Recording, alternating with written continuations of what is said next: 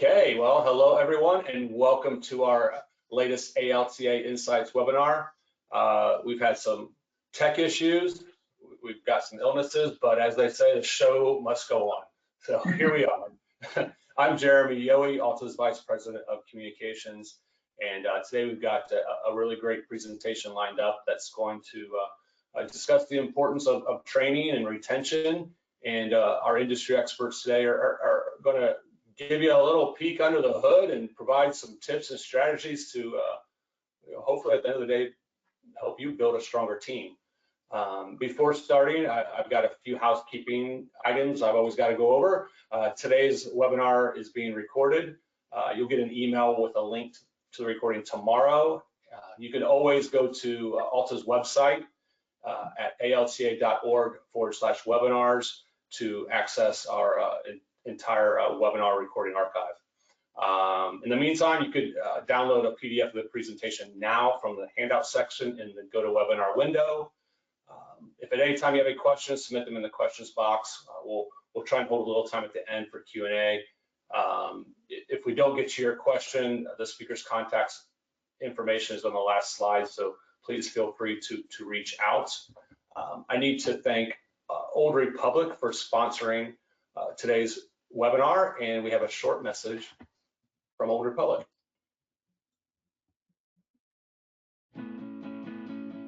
Looking for a title insurance underwriter you can rely on? Look no further. Since 1992, Old Republic Title has consistently held the highest overall financial strength ratings in the industry. Why should that matter to you? Our rock-solid financial foundation allows us to navigate the ups and downs of any market with ease. Our title agents choose to work with us not only because of our stability and financial security, but because we're invested in their future. But don't just take our word for it. Our reputation speaks for itself. We're trusted by clients and respected in the industry. Choose Old Republic Title, where excellence is standard.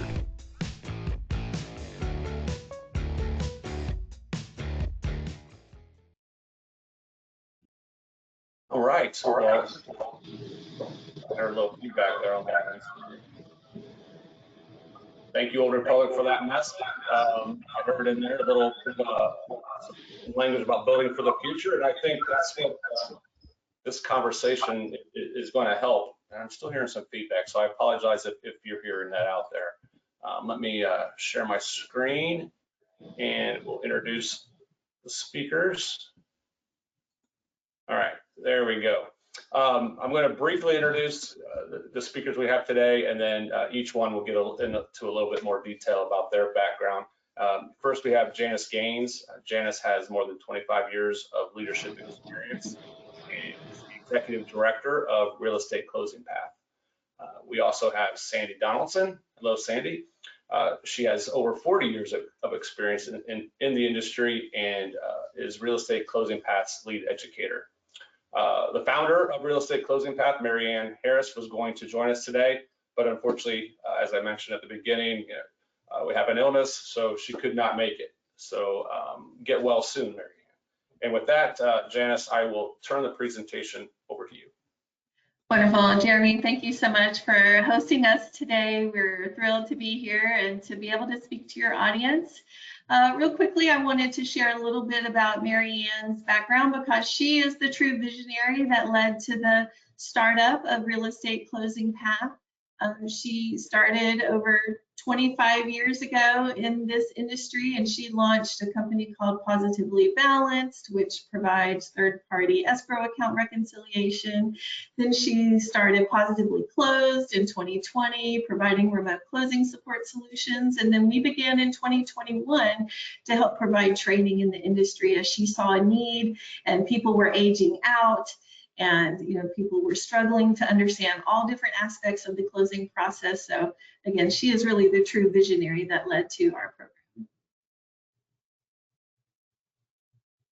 And then again, myself, I have known Marianne for a long time, and she knew my background in education, and she really brought me on board to help provide some structure around some curriculum development. And my job is onboarding students and networking with guest speakers, et cetera, which I have really enjoyed my role here at RACP.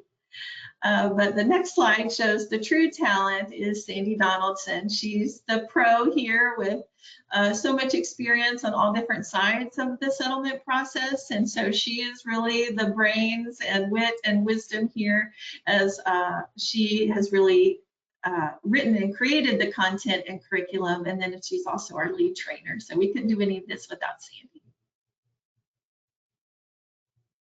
And again, this slide just kind of recaps a little bit of who we are. We're the third branch in a suite of organizations all owned by Marianne Harris.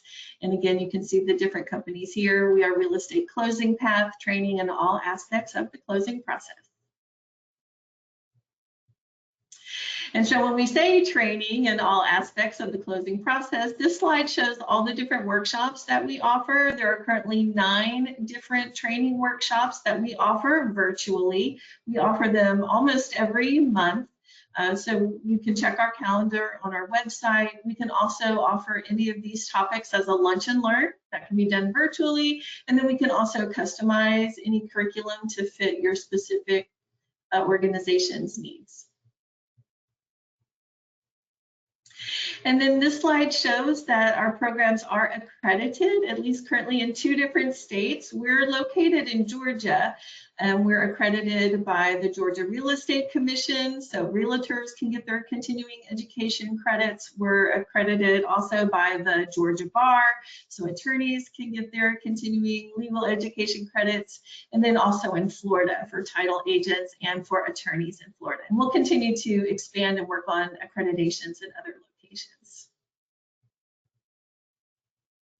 So our topic today, we're going to discuss recruiting, training, and retention. We're happy to share a little bit about what we've learned. And so first we'll start with, next slide, shows recruiting. How do you find great talent? Well, we've got a little bit of why and where and how to, and hopefully something here will trigger your imagination and what maybe you can do or say or look for when you're looking for a team.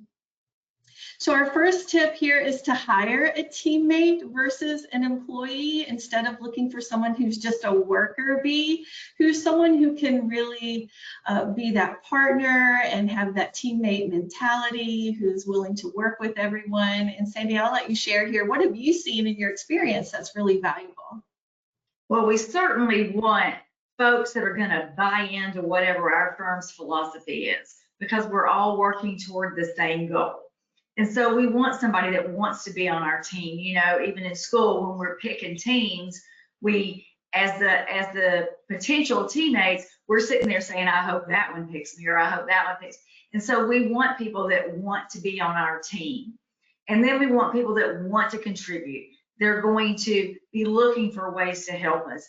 They're going to be looking to build relationships. Ours is a relationship business. And so we're going to be looking for people that are looking for that. So when we initially meet people, we're going to ask them questions and try to kind of find out, what kind of person are you? What are you looking for? And if you're just looking for a clock in, do the job, clock out, this is probably not the industry for you. Good reminders. So another thing that we've learned along the way that we really recommend that you look to hire character or personality that matches your style and your culture dynamic within your company, and then train the skills that are needed. We've learned that most people that come with the right character and personality, you can train them to do anything you need them to do. What do you think about this, Sandy? Often we're looking for somebody that's qualified to do the job, right? But they may not be a mesh for us. It's not unlike other relationships we have. You may be a great person, you're just not a fit for me. And so we need to find people, because firms have personalities too. Title companies, real estate firms, law firms, we all have personalities within our firm. So we're looking for people that are going to fit with our kind of personality. Do they do what they say they're going to do? Are they starters? Are they going to take the initiative to see what needs to be done? We tell them, there's nothing that goes on here from the most emptying the trash can to answering the phone to preparing the closing statement. Everything is your job. Nothing is not my job, no matter who I am. And if there's a problem, we don't need to beat it up about, certainly we want to find out how it happened to keep it from happening again. But our biggest goal is solve the problem. We can delve into the cause of it and prevention in the future after it's resolved. But we're immediately looking to solve the problem right now. Good tip. This slide shows a list of skills, desired skills needed in the industry. And so our tip here is just to be real clear about those skills. Not everyone is a good people person, or not everyone has that customer service personality that can be really needed. So be clear about what you're looking for, and then really decide, is this a match? So you see here, attention to detail, customer service, reliability, professionalism, office etiquette, ability to multitask, and then basic computer skills and a proficiency to learn the software that's needed in the industry. You kind of need all those things to be in place to have a good fit. Good. And then this slide just shows maybe certain people groups that we found to be a good fit in the industry when we have been looking for students or placing people who might be new to the industry. We have found that veterans are a good pool to pull from, a good group to pull from, right? They come with that character that you're looking for, that someone's going to be reliable. They certainly have had that training in their background. People who are more family oriented, certainly sports oriented, they're going to come with that teammate mentality that we're all in this together, and that we're here to support each other as much as needed. And so these are just some things you can look for on a resume, or again, target some questions to ask if this person's ever been in a leadership role previously, or a teammate kind of role, if they have that experience. All right, next category we're going to address is training. We feel like that's our specialty and that's what we do. So we want to share some different tips and tricks that we think can help you be more successful as you are looking at training your employees. So this slide here really talks about why invest in training in the first place, right? It seems to take a lot of time, or should you really invest the money? And these are some things for you to consider. When you're invested in training, it can close gaps for losses, to prevent loss. There can be fewer mistakes made in the whole closing process, which can then result in an increase in profit margins or the speed of closings. And then ultimately that leads to you having a more successful business. So the more people know that are working for you, the more successful you can be in the long term. So it is worth a little investment up front. Next slide. This is somewhat of a training formula that we use when we're putting together our workshops. And here you see motivation, examination, and application. And Sandy, I'd love for you to share a little bit about this.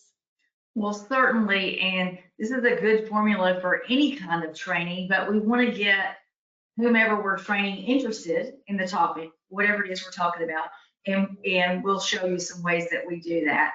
Then we're going to get to the meat, right? The guts of the presentation, or the guts of the material, the learning, the details of it, the mechanics. And then the application is what we're going to do with all of that information. And somebody once said to me, the application is the so what. So if you never get to the so what, then so what? I know all of that, but what do I do with it? And why does it matter? If I'm on the assembly line, my job is to put this one bolt in, what difference does that make? So if we explain how that bolt affects the whole product down the line and keeps the car from falling apart at the red light, then they understand that their part in it is very important. So we want to be sure that we come around to everything that we're doing. Every piece of the puzzle is important. Every part of it is crucial. Some may require more skill or practice in others, but every part of it is important. So true. Thank you. All right, the next slide, and this is how we work a little bit on that motivation and trying to get someone engaged in the topic. So we encourage you to add humor whenever, wherever possible. We start every workshop with some kind of cartoon or meme that's related to the industry. This helps to set the tone. It invites people to be more engaging and fosters that relaxed, approachable environment. And if you can't see, the quote here on this image says, "I think the seller will accept your offer, but the homeowners association will never approve that shirt." So things like that can just help lighten the mood and get people, a little more relaxed and ready for, again, the meat of the training, as Sandy shared. Another thing, and I know it's probably pretty common in other training circles you've been in, is to have some kind of icebreaker question or activity. Maybe you've heard of that 2 truths and a lie. That's kind of popular. That gets people engaged. We have different questions that we like to ask, everything from what did you want to be when you grew up versus what you're doing now, or what TV shows are you watching currently. And it may sound off topic, but we actually have a real reason that we're doing that. And point number 1 for us, when we're teaching virtually, we're testing the technology. That is the opportunity to see, is someone's mic working? Is their camera working? Do they know how to mute their mic if needed, or raise the hand or use the chat box? And it instantly invites that interaction, which we're going to want throughout the rest of the training. And if they're comfortable sharing something kind of fun and easy and lighthearted now, they're more comfortable to ask maybe a difficult question, or they're not as embarrassed to ask a question later on down the road. So again, it's really important to create that personable, co-creative experience, and especially virtually. So another training tip that we use is what I call zoom out, zoom in, and then zoom back out. And if you know anything about photography, think of zooming out as when you get that big picture perspective. And again, someone that's new to the industry doesn't really understand all the different parts along the way. So an example that we use, we've got a closing timeline graph, which actually we offer for free on our website. If you're interested in seeing that, that gives the big picture of all the different things that have to happen from start to finish, from file opening to disbursement at the end. And it helps to get that big picture, but then zoom in on the specifics of any one role, where a person might be a pre-closer, closer, post-closer. There's so many little things and different tasks along the way, and then they can see how their one piece of the puzzle, fits into the bigger picture. So some people just like to zoom in on the one task, and yet we think it's really important that they get an overall view of the big picture of what's happening in the closing world. Another tip that we also like to use is using metaphors and personal stories. Sandy, can you tell us a little bit about this comment on the slide that says facts tell and stories sell? Well, it's true. The thing that catches your eye, you think about when you're scrolling social media, right? If you're on Instagram and then all of a sudden there's an ad, but there's somebody telling you how that product worked for them. So we can read bullet points, 1, 2, 3, here's what we do. But when somebody else, you go to Amazon, you're going to order something, you click on the reviews and they go, you've read all about the product, but they go, that really works for me. Or I never thought that could help, but it really does. Or this got my shower door really clean. When real people are telling us how it worked for them or what their experience has been, we connect with them. We see that they're actual people doing this, and you see people's stories, and sometimes they're horror stories, but it's fun, and we try to get people engaged that way, because we know if we can get them to see all the parties involved in our transactions as people and not as just another bolt in the assembly line, so to speak, then it changes the way we interact all down the line.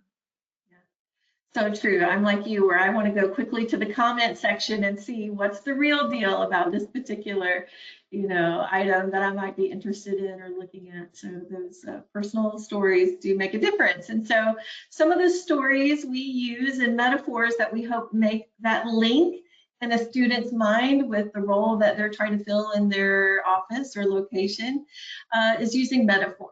And the power of a metaphor is that it builds a bridge between something you do know and something you don't know.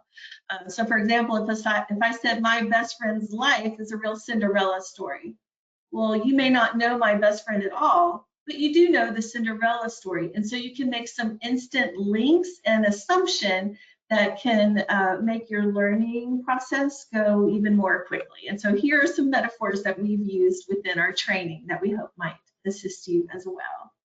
And this one's probably one of our favorites, the car analogy. Sandy, I'm going to let you share this one.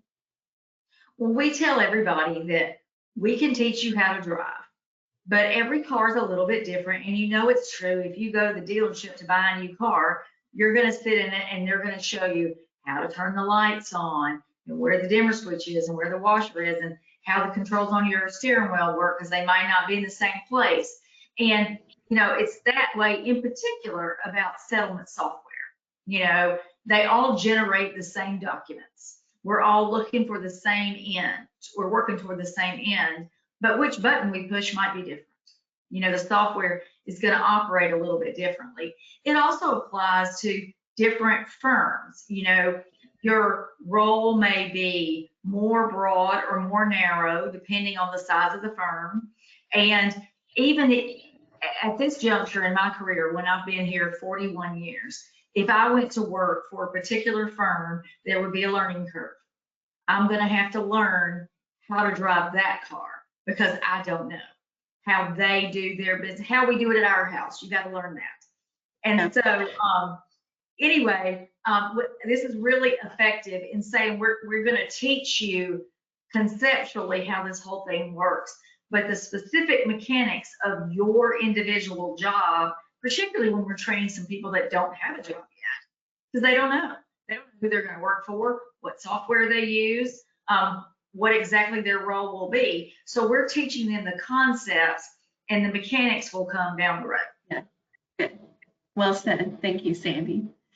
The next analogy we use is a wheel analogy, and we say that a pre-closer is like the hub at the center of a wheel. They're the person reaching out to, if you can imagine all the different spokes representing different parties, whether it's a realtor, an attorney, an HOA president, you know, trying to handle a tax lien or water bill. There's just so many different ways a file may need to go, and it's that pre-closer that really gets the ball rolling and keeps the ball rolling and reaching out to all those different moving parts. So a wheel is a good analogy.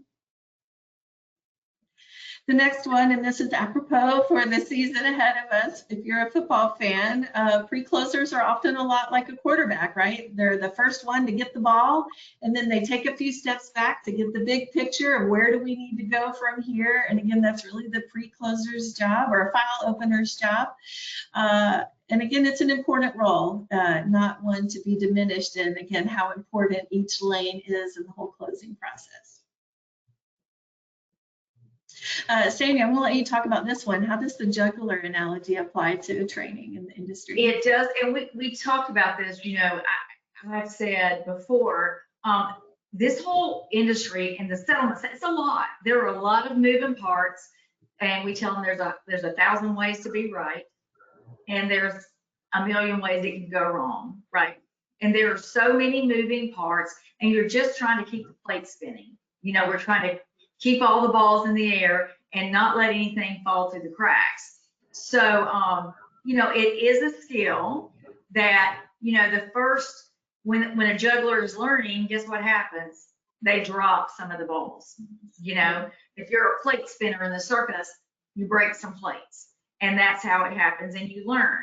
And so, you know, we try to let everybody understand that nobody's going to be perfect. Everybody give yourself some grace. We're really good at giving grace to other people and not so much for ourselves. Yeah. And, Yeah. you know, just remember. Go ahead. Just remember that, you know, we're just trying to keep all the balls in the air, keep everybody happy, and make sure we don't let anything fall through the cracks. So true. And again, just like it takes some time to learn to be a great juggler, it's going to take some time, and it's just important to have that patience. Yeah, good. Thank you. This slide's kind of related because you'd probably see a juggler at a circus, but the whole closing process can feel like a three-ring circus, and depending on how your organization is set up, sometimes one person handles all the roles of pre-closing, closing, post-closing, and in some places it's different people handling the different tasks. So there's a lot going on and the different rings all at the same time, and it's just important to keep that perspective of just where you fit in the process and just really understanding what's going on in other parts of the circus. Sandy, I'll let you share this slide. How is title like a history book? We tell everybody that when we do, or when we request the title search, the examiner is giving us the ownership history of the property. We learn a lot. Who has owned it, who they transferred title to. We learn if there are any gaps in title. Each owner, each lien or encumbrance tells us another chapter about that property. Well, there was a tax lien and then it got paid off because I see the cancellation, you know, and just sort of a personal story on that. As many people, when they're beginning to date in modern days, they research that potential person on social media. Well, I was single in my 50s and I was contacted by someone who I knew from high school, and he told me he owned property in another county in Georgia. And so unlike normal people who would, you know, stalk them on Instagram, I went to the Georgia Deed Index to stalk him to see if he actually did own property where he told me he did. And he did, but then I saw it was in his name, and then there was a woman's name added, and I'm like, who is that? And then later on I found out it was his mother, in case something happened to him. He put his mother on top. But it was just interesting to sort of piece together what the story was, to see if it was consistent with what I've been told. So, and that is so much is true. We just watched a biography about Wyatt Earp. So how much about it was the actual truth compared to legend that we know? And we learned a lot. I think title examinations are fascinating because I just love to learn who's on that. I just pulled up one for somebody this morning, and the property hasn't been sold since 1955. The same person's owned it since 1955. So it's really interesting to see those kind of things about a property, and it gives us a lot of history. Yeah, really interesting. A great analogy to understand title better. Good. The next slide says that the parcel identification number is a lot like a social security number. How so, Sandy? Well, in some states call it a tax ID number, but each property has a number assigned to it that's used for tax purposes. The tax commissioner uses it, and it's part of the legal description, and it most closely identifies the property. Most specifically, it's like an individual social security number. And unless a parcel is further subdivided, for example, if I own 100 acres and I deed Janice 10 of them, then we're going to get 2 new legal descriptions and 2 new PINs. But other than that, that legal and that PIN's not going to change. Street names and numbers and all of that can change. They rename streets and move the numbers and all of that. So it's good to know my social security number is the same it was when it was issued to me when I was 16, you know. So it's reassuring, and it's how we know we're talking about the correct parcel. Good. Another good analogy, because again, people who are new to the industry don't understand parcel ID number, but social security, they do understand it. So this can help them to build that bridge in their mind. And another, this is not a metaphor, but a mnemonic device. And so when you're talking about title policy, this is one we've used to think of the O repetition. The owner's title policy is optional. And so even just, you know, making that symbol, focusing on that O sound, and that can help them to differentiate between lender's policy and owner's policy, and why is there a difference. So sometimes we're having to really educate the public about that. Next slide. This is just a reminder that training works best through repetition, and I like to use how we all have learned the ABCs. You sang an alphabet song 100 times or more, and that's how you eventually learn the ABCs. So don't be afraid of repetition. You may have to say things more than once or say it a slightly different way before someone has that light bulb moment and really catches on. So do plan to repeat yourself a few times to help someone learn.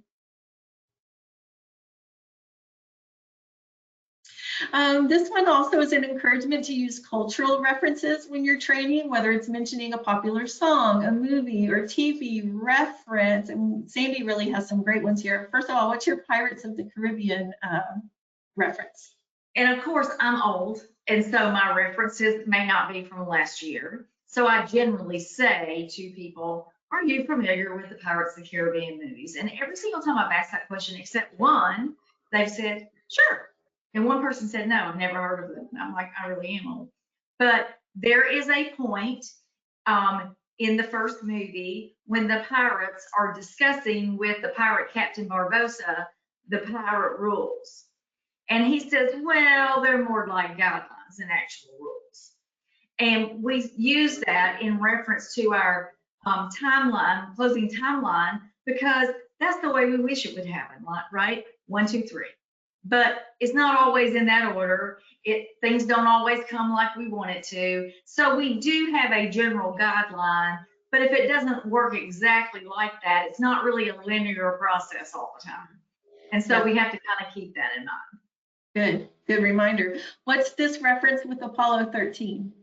And of course, in the movie Apollo 13, when they're talking about trying to develop a procedure to get the stranded astronauts back to Earth, and the mission control in Houston doesn't really know what they're going to do. They're just trying to figure it out. And one of the astronauts says, well, how are we going to avoid this problem when we get back to reentry? And the captain, Jim Lovell, says, there are 800 things that have to happen here. And you're on 796 and we're on number 8. So we can't worry about that yet. Let's focus on what we're at right now. That's the matter at hand and handle the other things down the road. Okay, good. And the Karate Kid reference, I'll share this one if you are familiar with this movie, and there's that whole wax on and wax off and wax on and wax off. It's that repetitive motion, where is leading, the main character to learn his karate skills, and he doesn't realize that he's learning it in a clever way through that repetition. So it's again about focus on repetition, focus on some basic movements, and let that become solid in someone's mind before moving on to the next skill. So some good cultural references can go a long way. And Sandy, I'll let you share this slide. And again, I'm old. But way back when in the 70s, my dad was a really big country music fan, and Charlie Pride was a really big country music star at the time. And he had a song entitled All I Have to Offer You Is Me. And so I say, what we have to sell, our services, can be bought pretty much anywhere. If you look at every strip shopping center as you drive down the road, what do they have in common? Maybe a UPS store, a Chinese restaurant, a nail salon, a dry cleaners, they all have similar kinds of things. So what's going to make somebody go to one more than the other? And I often say, I have a good friend that owns a nail salon, and I drive 19 miles from my house to the nail salon to get my nails done. So how many nail salons do you think I pass on the way? Many. But I do it because of the service I know I'm going to get there. And that's the thing, we have to provide a service that's going to make our repeat customers choose us. Yeah, good. Great reminder. Thanks, Sandy. All right, and our last slide about training is wherever you can incorporate any kind of games or offer incentives. That goes a long way in helping people to stay engaged. People are a little more attentive when they're having fun, and games encourage some friendly competition. One we do with every workshop is we play Kahoots. It's an online trivia software. Real easy just to create a game, and we do that for fun during the workshop, but then we send them a link to a quiz later, and those questions help get them ready to see what they've learned, what they've retained, and if they missed something, it gives us an opportunity to review. So Kahoots can be fun. Certainly creating something like a Family Feud or Jeopardy, quizzing kind of, again, engagement. We had one of our guest speakers come and bring a Family Feud game one time with our students, and they really enjoyed that. And there's all kind of online game generators of creating crossword puzzles and word searches, you know, just helping someone to learn the acronyms or the vocabulary in the industry.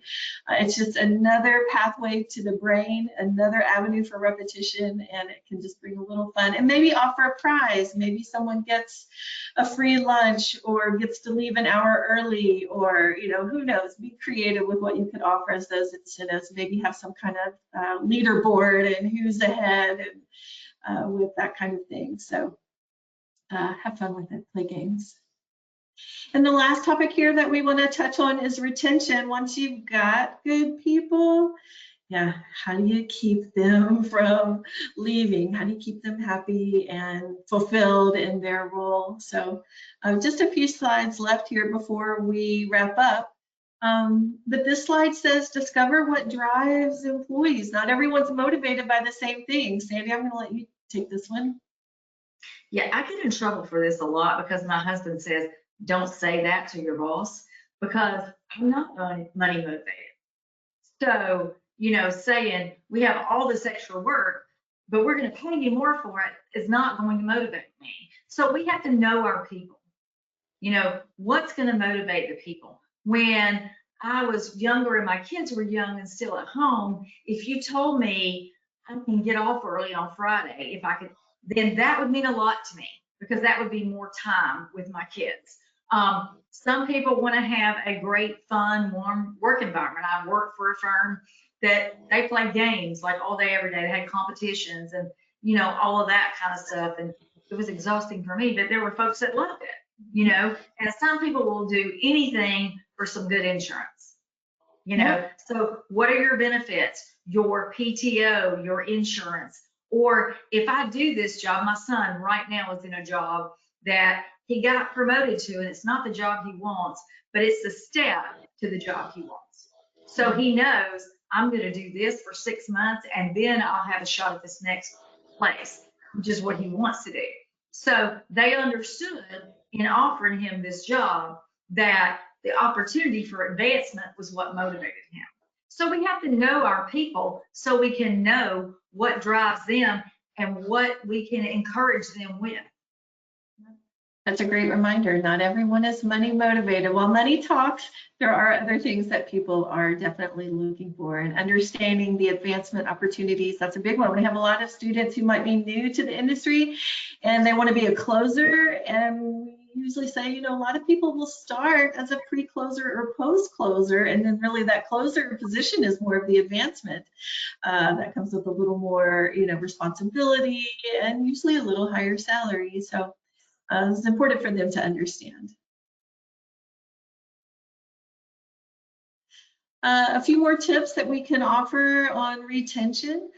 Keep in mind that the work relationship is a two-way street. You know, the employee needs to be, you know, considering what you need as a boss and what you've asked them to do, but then there needs to be some consideration that goes both ways. You know, what is it that this employee might need in the moment, so that they can stay employed and serve the company's needs and be a strong team player. Again, offer remote or hybrid schedules where possible. You know, that's becoming more and more expected, especially with the younger generation. They're trying to create that work-life balance, and there can be some creative ways to approach that. So it's definitely worth looking at when and where possible.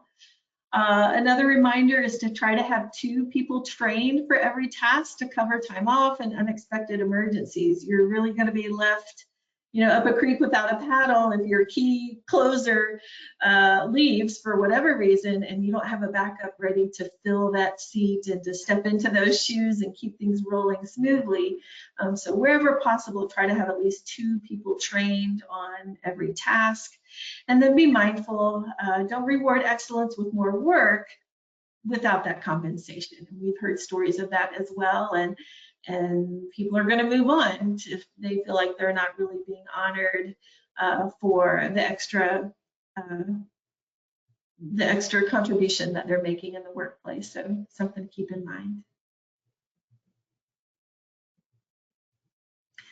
This slide is a reminder that people often quit bosses, not jobs, so it'd be a great one. Sandy shared this quote, that's the second part of this slide. Well, of course, Maya Angelou said people forget what you say and what you did, but they remember how you made them feel. And so we want, of course, everybody's not going to have the warm fuzzies for their job all the time.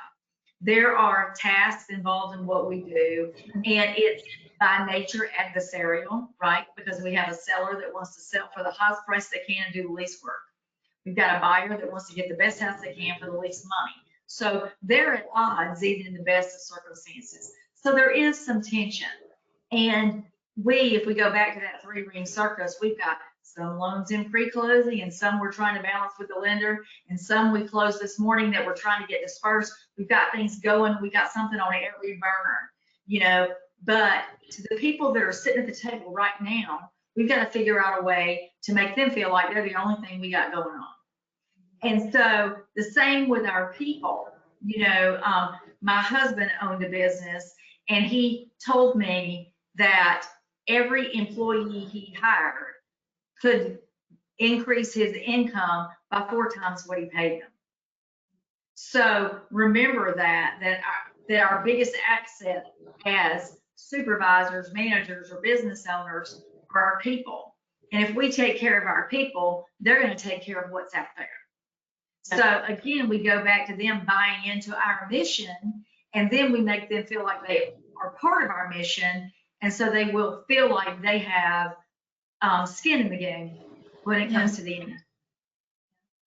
So true. Just a good reminder to be approachable, be personable, take care of your people, and your people will take care of your business. Good.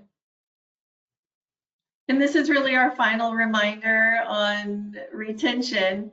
Outstanding leaders go out of their way to boost the self-esteem of their personnel. If people believe in themselves, it's amazing what they can accomplish. So important to remember that we are working with people and that you have a lot of influence in how keeping their motivation at the forefront of your role as a great leader. Yeah. Any questions? All right, I'll pop back in here now. Sandy and Janice, thank you. Some great information to help companies think about their recruiting and training and retention strategy. We do have 15 minutes for a Q&A, so those on the call, if you have any questions you want to pitch to the speakers, submit them in the questions box, and we'll get them answered.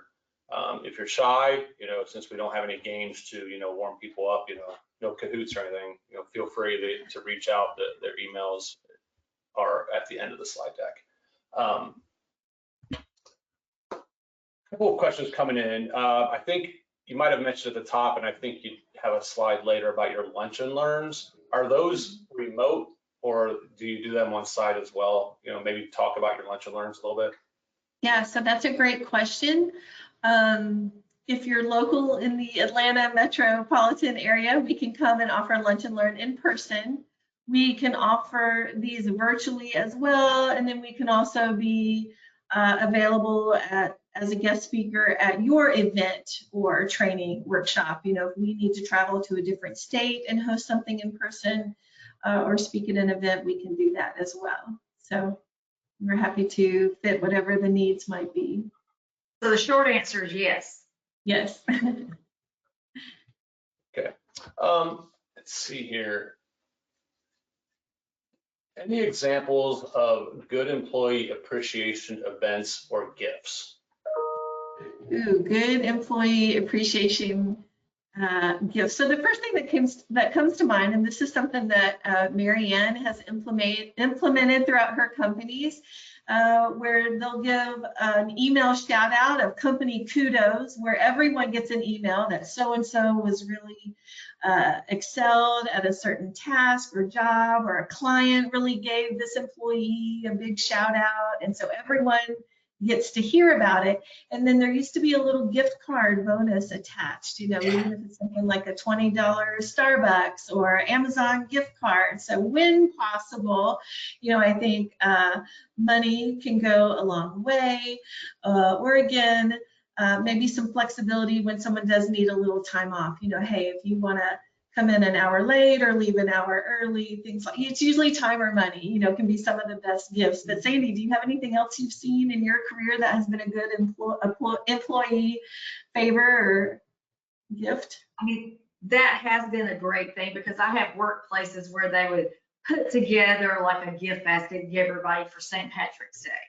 And we're going, you know, that's nice and we appreciate it, but rather than an airline bottle of Irish whiskey, I would rather have left it for on Friday, you know? And so again, we're going back to know your people, and everybody can't leave at the same time all the time. And you can't give everybody $20 every week, but it's just a matter of acknowledgement, you know, and people want to feel valued. And so depending on the size of the firm, you know, has a lot to do with what you can and can't do. But any contribution to boosting somebody's self-esteem or how they feel valued is a plus as far as I'm concerned. Another idea, and I know some organizations do this, but offer a free lunch. If everyone's really busy and they're just cranking out the files and you want them to stay on task, bring in lunch for the day, and then people don't have to leave, but then they can stay focused, and yet they're kind of having a perk in exchange for, you know, their time on task. Mm-hmm. Yeah, everyone loves food. I mean, maybe I should be having these webinars because I'm hungry. Food is my love language.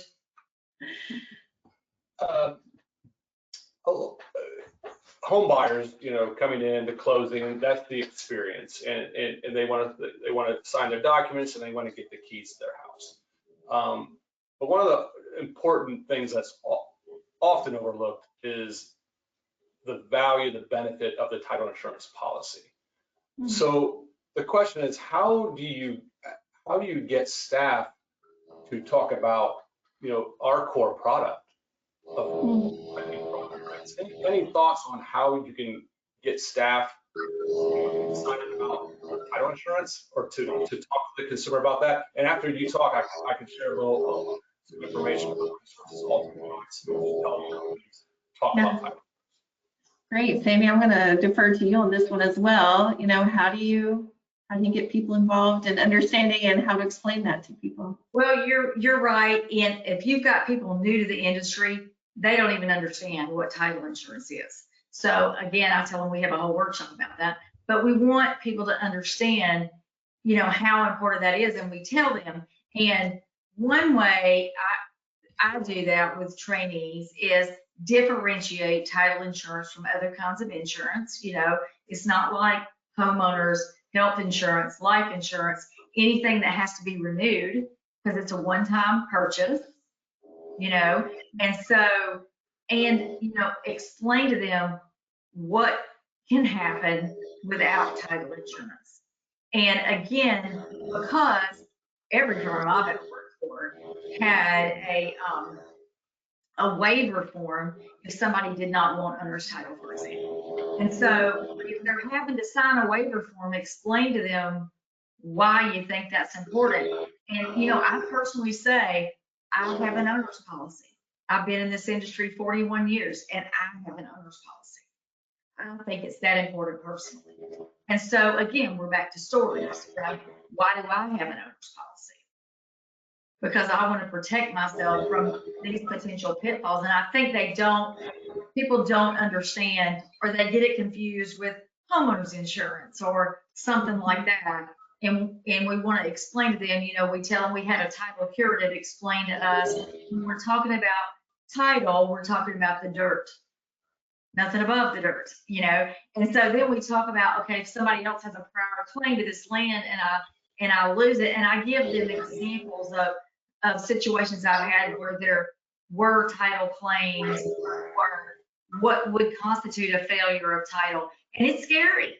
It's very, you know, it's sort of like going on WebMD for title, you know, and you plug in your symptoms and you say, oh my gosh, you know, I've got this terrible thing, when really you probably don't. But it is good to make people aware, and I think that's the biggest thing. They just generally don't know. They don't understand. And, you know, we try to convey that as a settlement agent, whether it's a title agent or a closing attorney, our biggest job in this whole process is to ensure clean title and write a policy.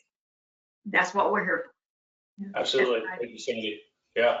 And I posted in the chat box for anyone who's interested. Also has developed a lot of resources that also members can access, not only to train your staff about how to talk about title, but then outward facing documents that can reinforce your communications to your customers, whether they're realtors, lenders, home builders, or the actual customer, home buyers, about title insurance. And as an added benefit to also members, you can brand it. You can brand these documents with your logo and company name. So, you know, definitely an extra member benefit there. We're getting some more good questions. So, you know, if you don't mind, we're gonna, you know, hang out for a few more minutes. Just as a reminder for everyone out there, if you've missed parts of today's webinar or think others in your office would benefit from listening, a recording of the presentation will be available on Alta's website at alta.org/webinars. You'll also get an email tomorrow with a link to the recording. All right, so in your experience, you know, Kimberly asked, you know, is there a good industry source where companies can advertise available positions as well as look for possible candidates?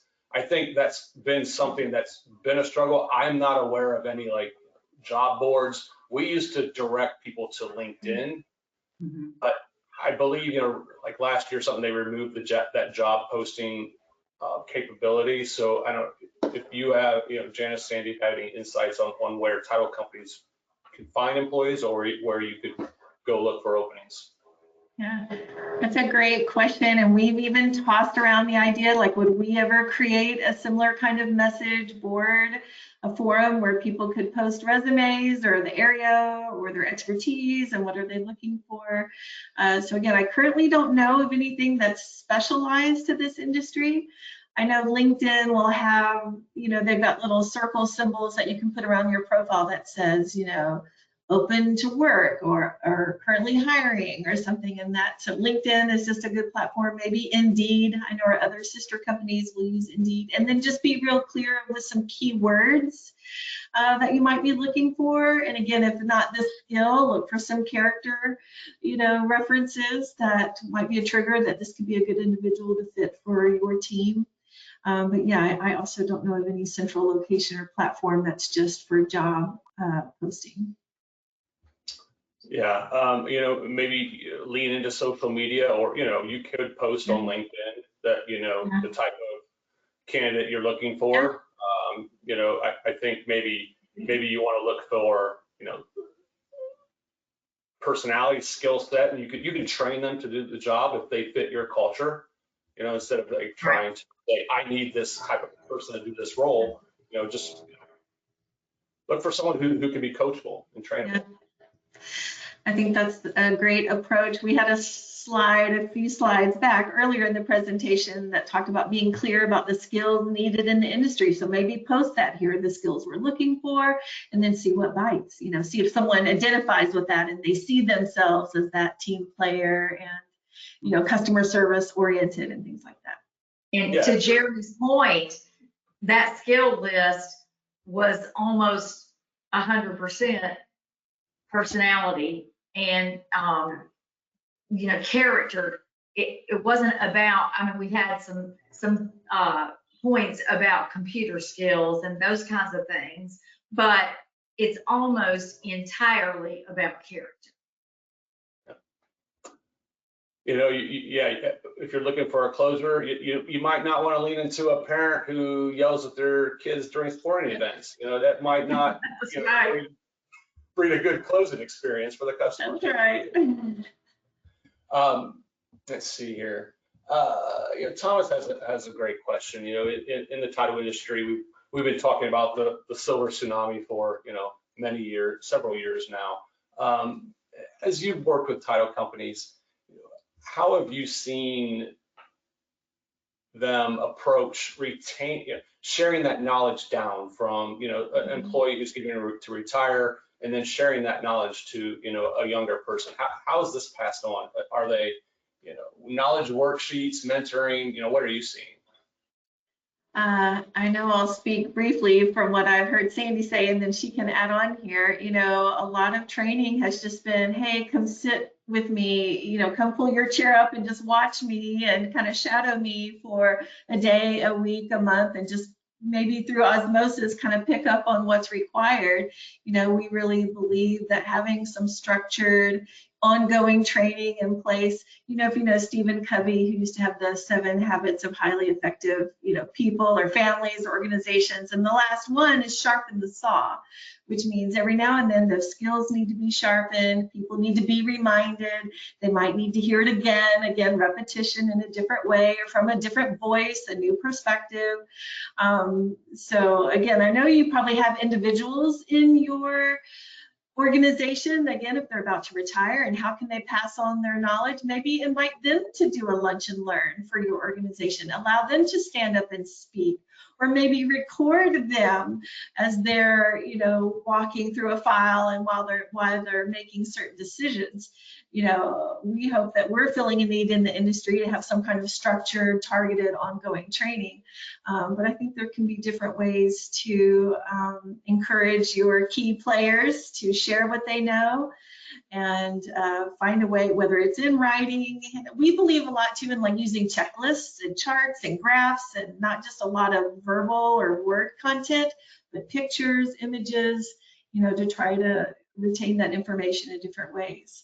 Sandy, do you have anything you want to add on here? Well, I'm one of those people. So I can tell you, again, seriously, all jokes aside, that's why Mary Ann asked me, because she and I have worked together for over 20 years. And, I'm one of those people that's trying to slide gracefully into retirement at some point in the next few years. And so from my perspective, I'm excited to share information with younger people that want to learn. There are things every day. I got another email from Qualia today about AI, and what's going to happen with that. And so in a lot of ways, younger people are more open to the evolution of the way things are going to be. But it's always good to know where you came from. So, I've said to Mary Ann and Janice, my greatest concern for myself right now is becoming obsolete, right? And so before that happens, we want to be sure that we train people to backfill those positions, and then they're going to take the ball, just like, I took over from somebody older 40 years ago. And, through time, things have evolved and changed back before we even had software. And, we funded everything by check a million years ago. But then how much things have changed in my time. And then somebody that I train, how different things are going to be for them going forward. So I think if we find younger people that are interested, and we can empower them in a way that we say, we're going to give you the basics, but I'm not trying to make you me. I'm trying to give you the fundamentals so you can go forward and be you. And, so if we encourage them that we're not trying to teach you to do things the way we've always done them. We're trying to teach you the parts of the industry that haven't really changed, the parts that continue to happen. We still got to have a contract, right? We got to have a buyer and seller. We got to have a property that we're selling. We got to do a title, all those things. And we were doing those 40 years ago now. So, but we want people to know you're going to take this ball and run in your own way. You know, I remember my husband is a University of Georgia graduate. Okay, so 3 years ago, Jake Fromm graduates and he wants to stab himself, and then, oh my gosh, we get Stetson Bennett as quarterback and he comes and does it a completely different way. And now we got Carson Beck and he's going to do it a completely different way, but they're going to take what they embraced what was and built on it to the next thing. And I think if we can help younger people see that they can put their stamp on it, because they like to put their stamp on something, whether it's their house, their job, the environment, all the things that they care about. So we let them see they can take their role in this industry and truly make it their own. I think that's a great way for us as the elders, so to speak, to be able to pass that torch on. Absolutely, Sandy. Yeah, the core, teaching how the searching, the examining, the curing, knowledge of how the market operates in the local market a company works in. Yeah, you've got to share that down. And an interesting twist, and also we will occasionally have our interns give us a presentation on a certain topic, and there might be some wrinkles that us older employees are like, oh, that's interesting how we can apply this and improve how we're doing something. So I think in a way it can at times go benefit both ways. We're at the top of the hour. We've got 2 more questions I want to get through, if that's okay. So we'll go a couple minutes long, if you don't mind. Tierney has a nice question, because I think she is, sounds like her size operation is very similar to the majority of ALTA members. We are a small company. We have 4 offices with around 30 employees.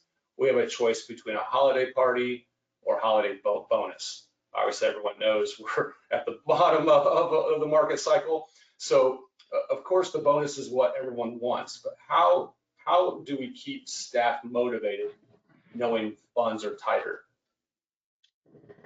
Okay, it's a great question. If the money's tight, how would you spend it, Sandy? The bonus or a holiday party, or what other suggestions? Well, again, if there are teammates, then we're going to share whatever the reality is, right? So if the reality is we did great and we're way in the black last year, then we get a bigger bonus. But now, even if our bonus is smaller, we're not forgetting about you. We want you to know we all made less this year.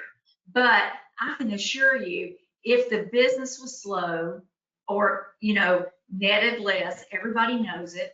So if you do a party and they're sitting at the party, they're going, I would have taken 1/30 of what this costs instead of, And so I still think that people appreciate that if they have. I mean, it's great if you can have a party and give them the bonus at the party. That's great. But Sure. if you can't do that, and we can't do it all the time, it's the same way as it is at home, right? I used to tell my kids, okay, you're going to Cece's Pizza and you can have a soda, or I can give you the 50 cents to play in the games back there. You're not going to get both. And so sometimes we have to do that.